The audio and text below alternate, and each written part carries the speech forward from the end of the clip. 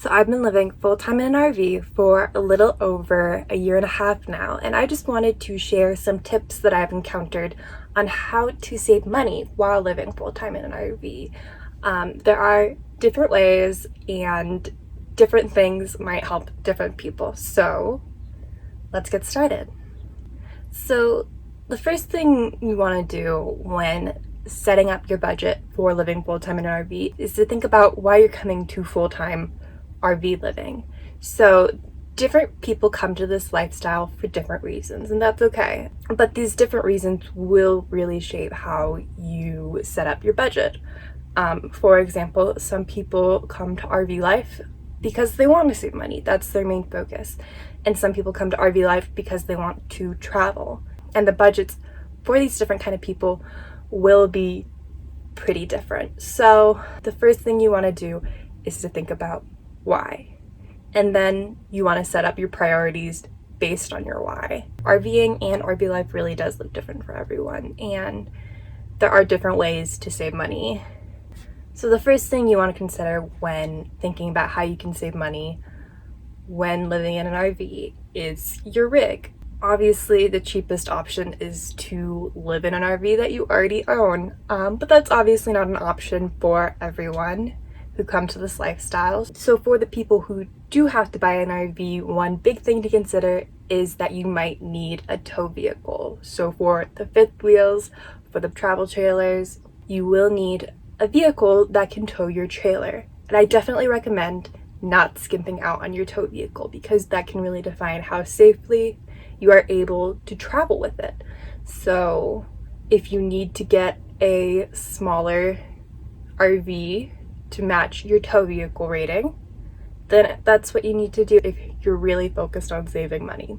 So smaller RVs in general will also just be cheaper in general. Less square feet means less money you have to put into it initially. I know this is tough for some people who are going from houses to RVs, but I definitely recommend buying the smallest RV you can handle. Also, when buying an RV, you have to think about quality. I know there are brands that are cheaper than others, but they also might be known for having poor quality, and you really have to do your research and make sure that even if you are looking at a cheaper RV, that it'll be worth it in the long run, and you won't have to be constantly repairing it and constantly putting money back into it. So it's all about balance. And lastly, obviously the cheapest way to buy an RV is to buy used. There's nothing wrong with this, but you do want to get it inspected before you purchase it, just to make sure there aren't any underlying damages to it, like water damage, things that you might not see. Again, this can save you money in the long run.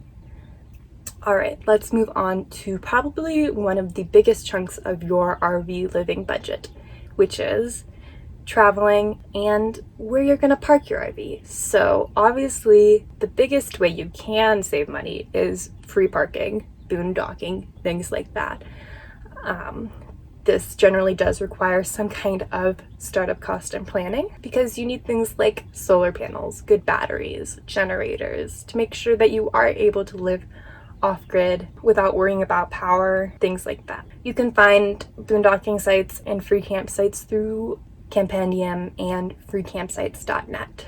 If you're not into boondocking, which is fair, I'm not into boondocking that much, another way you can save money is through extended stays at RV parks. So this will typically be cheaper than daily rates. Depending on where you stay, this can be a lot cheaper and save you a lot of money. It's not always worth it for some RV parks, but for a lot of them, you can be paying as little as like $13 per night, seriously.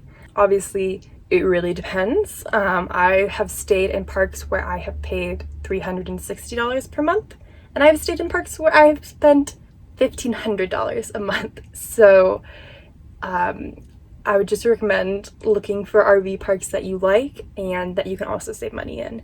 At the end of the day, you just might want to be stationary in your RV, and that's okay. Or another option is to be semi-stationary, where you move a couple times per year, so you really are able to take advantage of the monthly rates while also being able to get a change of scenery once in a while. If you are someone who likes to travel a lot and finds yourself paying daily rates more often than not. There are other ways to save money. This typically comes in forms of memberships. Probably the big ones that come to mind are Good Sam Club and Passport America. So these two, you get discounts off of daily rates. I think Passport America is like 50% off. Not all parks are a part of these membership clubs, but if you're able to stay in them, they can really help you bring down your budget for your daily rates. So another facet of RV life that can really blow up your budget is gas, especially with how gas prices have been lately. So if you are someone who finds yourself traveling a lot, you will also find yourself spending more on gas. Honestly, I think the only good way to save money on gas is to travel less and travel shorter distances. This goes hand in hand with being with extended stays and moving month to month, which will be cheaper than moving day to day or week to week. That's just the reality of it. So it really just comes down to your priorities with RV life. If you want to save money, move less. If you want to travel more, just accept the amount of money you're going to put into gas. There are ways to save though. They're not great, but they will help you save some money. Some gas stations have gas rewards program where you can save a couple cents per gallon. If you get their credit card, you can save more.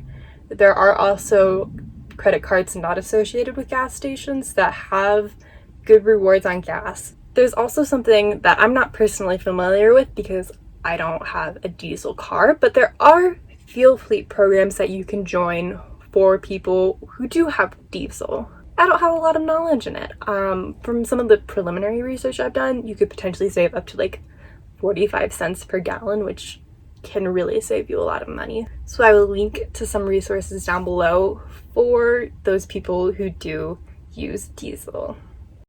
And lastly, I want to touch on a category that you might not think about when you are setting up your RV life budget, and that is food. So food is something that can unexpectedly cost you more than you think in RV life. And this is mostly because you might find yourself eating out more when you are living and traveling in an RV. I know firsthand, RV kitchens aren't that great. They're small, they have limited capacity, and I don't like cooking in my RV as much as I like cooking in a regular kitchen, and that's understandable. And it's understandable if you feel the same way. But don't let it drive you to eating out more, because that can cost you so much money and really blow up your RV life budget without you even thinking about it. A couple tips on how to save money on food. The first and foremost being, don't eat out as much. Find meals that you like to cook in your RV. For me, these are usually like instant pot meals or one pot stovetop meals that don't make as much of a mess and really don't require that much effort. So make a meal plan around these meals and stick to that meal plan. Another thing to do is if you are going out for the day, on a day trip or a road trip, pack your meals, pack your snacks, pack your drinks, so you don't find yourself having to stop at a gas station for snacks or at a fast food restaurant for food. The more you are able to cook and prepare meals in your RV, the more money you will save. Alright, and that's about it, I think, for my tips for today. I think there are a lot of different ways you can save money living in an RV, but that really will depend person to person. If there's maybe a topic I missed, let me know. One other thing I want to mention is if you are new to RV life and RV living, maybe take a few months to decide on your budget, because RV life will be different than living in a regular home or an apartment, and you will save money in different areas and you will spend money in different areas. So I would just take a couple months, see where your money is going, and then set your budget from there. But yeah, that's I think it for today. Thank you for watching.